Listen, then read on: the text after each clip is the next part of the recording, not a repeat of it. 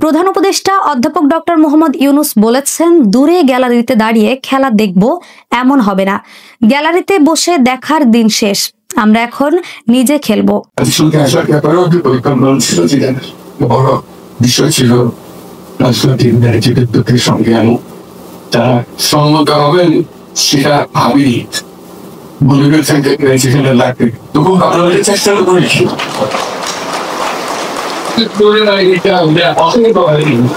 New ইয়র্কে স্থানীয় সময় শনিবার NRB connect day empowering global Bangladeshi শীর্ষক এক অনুষ্ঠানে দেশ গঠনে সবার ভূমিকা থাকবে জানিয়ে ডক্টর ইউনূস কথা বলেন। এ সময় দেশ ও জাতি পুনর্গঠনে সহযোগিতা এবং সক্রিয় অবদান রাখার জন্য প্রবাসী বাংলাদেশিদের এনআরবির প্রতি আহ্বান জানান তিনি।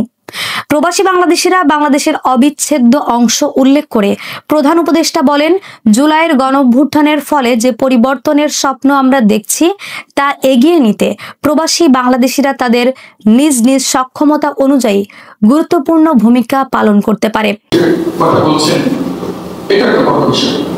জাতিসংঘে যেখানে যাচ্ছে সবাই অবাক হচ্ছে, আমি সকলে শুনছেন যারা রাজনৈতিক দলের নেতারা সঙ্গে এসছেন এবং সকল দলের নেতৃবৃন্দ এখানে এসছেন।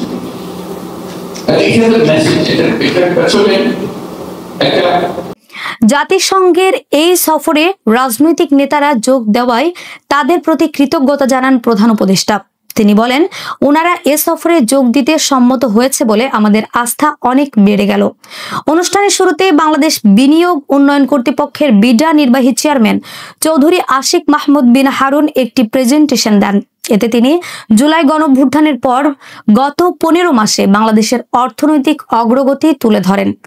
তিনি রেমিটেন্স 21%-এরও বেশি প্রবৃদ্ধিতে অবদান রাখার জন্য বাংলাদেশি প্রবাসীদের প্রতি কৃতজ্ঞতা প্রকাশ করেন। একই সঙ্গে তিনি বিনিয়োগ বান্ধব পরিবেশ তৈরিতে সরকারি উদ্যোগের কথাও তুলে ধরেন। আশিক চৌধুরী প্রবাসীদের অব্যাহত সহায়তা কামনা এবং আগামী বছরের ফেব্রুয়ারিতে অনুষ্ঠিতব্য সাধারণ নির্বাচনে ভোটদানের পদ্ধতি বর্ণনা করেন।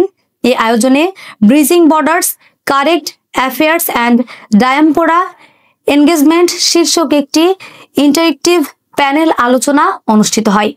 প্রধান উপদেষ্টার বিশেষ দূত লুৎফে সিদ্দিকী এটি সঞ্চালনা করেন। আমাদের আরো আপডেট নিউজ পেতে চোখ রাখুন বীর চট্টলা টিভিতে, ফেসবুকে ফলো, ইউটিউবে সাবস্ক্রাইব করুন।